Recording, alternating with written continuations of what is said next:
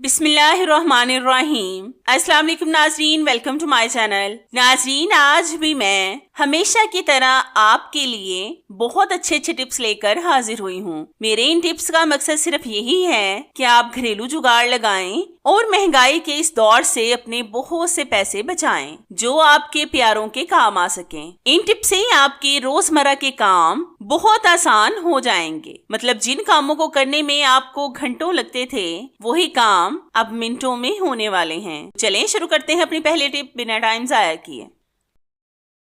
आपने अक्सर देखा होगा कि अक्सर हमारे आटे वाले कंटेनर में बहुत जल्द कीड़े पड़ जाते हैं। ये उस वक्त होता है कि जब हम पहले वाला आटा ना निकालें और फिर उसी के अंदर नया आटा डाल दें। जो पुराना आटा होता है उसी की वजह से आटे में सुंडियां पड़ जाती हैं। आपको चाहिए कि जब आप कंटेनर में नया आटा डालें तो पहले वाले आटे को निकाल कर अपने कंटेनर को अच्छी तरह से धो लें और धूप में सुखाएं। फिर आप इसमें आटा डालें। ये चंद एहतियात मैंने आपको बता दी हैं जिनकी वजह से आटे में कीड़े पड़ते हैं। लेकिन अगर फिर भी आप चाहते हैं कि कीड़े ना पड़े तो इसके लिए आपने लेना है एक सूंठ का छोटा सा टुकड़ा।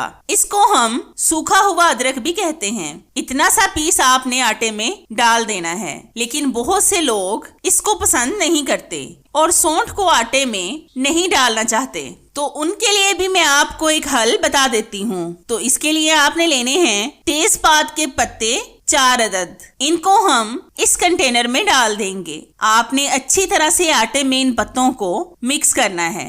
इससे भी आपके आटे में सुसरी और सुंडियां नहीं पड़ेंगी। आप इन दोनों चीजों में से एक चीज से अपने आटे के कीड़ों को मुकम्मल खत्म कर सकते हैं। आप भी लाजमी एक बार इस टिप को ट्राई करके देखें, आपको इसका रिजल्ट इंशाल्लाह 100% मिलेगा। आज मैं आपको अल्युमिनियम के पैन को नॉन स्टिकी पैन बनाने की टिप बताऊंगी, जिससे ये ऐसे ही वर्क करेगा जैसे नॉन स्टिकी पैन करता है। तो इसके लिए सबसे पहले हम इसको गैस स्टोव पर रखकर अच्छी तरह से गर्म करेंगे। जब अच्छी तरह से गर्म हो जाए तो फिर हम इसमें डालेंगे थोड़ा सा पानी। जब पानी की छोटी छोटी सी बॉल्स बन जाएं तो आप समझ जाएं कि आपका अल्युमिनियम का पैन नॉन स्टिकी पैन बन गया है। आप देख रहे हैं कि इस पैन में भी बॉल्स बन गई हैं। अब ये ऐसे ही काम करेगा जैसे नॉन स्टिकी पैन काम करता है। बहुत से लोग नॉन स्टिकी पैन खरीद भी नहीं सकते। अल्लाह ताला सबको तौफीक दे कि वो भी इस तरह की चीजें खरीद सकें। वैसे भी आजकल महंगाई बहुत ज्यादा हो गई है, इसलिए आप नॉन स्टिकी पैन की जगह पर अल्युमिनियम के पैन को भी नॉन स्टिकी बना सकते हैं।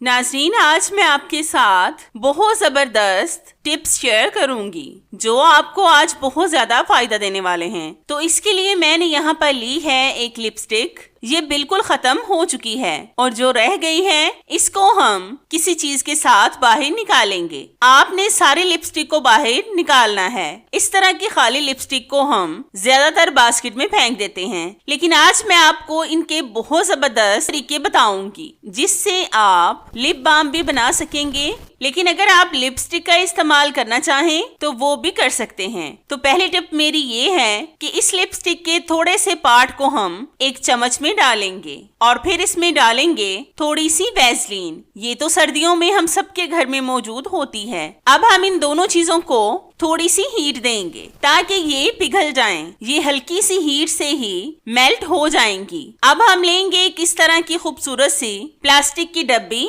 इसमें हम लिपस्टिक को डालेंगे और थोड़ी देर के लिए इसको ऐसे ही छोड़ देंगे ताकि ये हार्ड हो जाए। तो ये देखें, ये हमारा जबरदस्त सा लिप बाम रेडी हो चुका है। इसका कलर इतना ज्यादा डार्क नहीं है। ये आप अपने बच्चों को भी दे सकते हैं क्योंकि सर्दियों में बच्चों के लिप्स बहुत ज्यादा खुश्क हो जाते हैं। ये बहुत जबरदस्त लिप बाम का काम करेगा। आप भी लाजमी एक बार इसको ट्राई करके देखिएगा।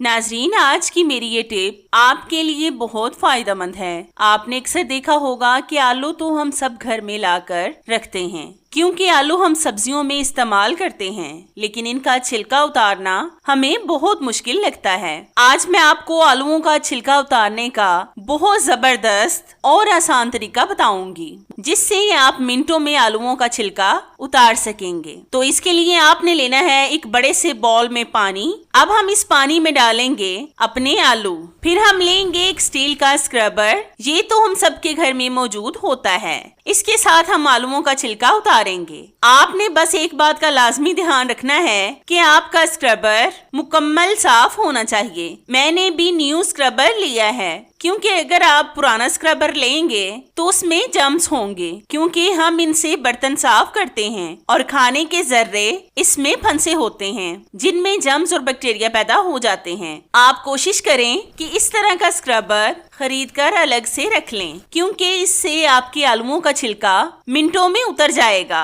पर्सनली मुझे भी ये टिप बहुत पसंद आई है, मैं खुद भी घर में इसको फॉलो करती हूँ। तो हमने आलूओं का छिलका उतार लिया है। अब मैं आपको आलूओं को धोकर आपको दिखाती हूँ। तो ये देखें व्यूवर्स, आलूओं के छिलके मुकम्मल उतर चुके हैं, एक भी छिलका बाकी नहीं रहा। हमने मिनटों में आलूओं का छिलका उतार लिया है। आप भी लाजमी एक बार इस टिप को ट्राई करके देखें, आपका घंटों का काम भी मिनटों में हो जाएगा इंशाल्लाह।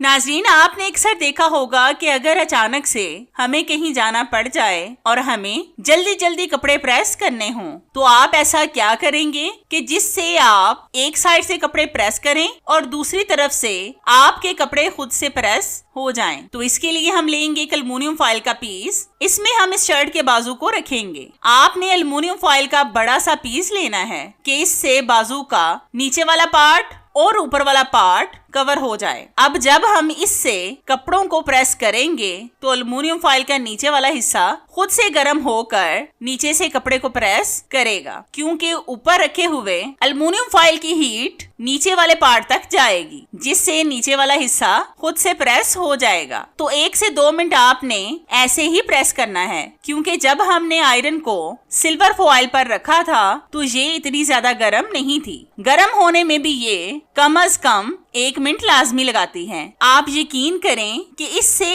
एक तो कपड़े बहुत अच्छे प्रेस होंगे और दूसरा बहुत कम वक्त में। इससे आपकी बिजली की भी बचत होगी, क्योंकि जहां पर हम 15 मिनट में कपड़ों को प्रेस करते थे, वहीं पर अब सिर्फ 7 मिनट में कपड़े प्रेस होंगे। तो ये देखें, हमने एक तरफ से बाजू को प्रेस कर लिया है और दूसरी तरफ से ये खुद से प्रेस हो गया है। आप भी लाजमी एक बार इस टिप को ट्राई करके देखें, आपको इसका रिजल्ट इंशाल्लाह 100% मिलेगा।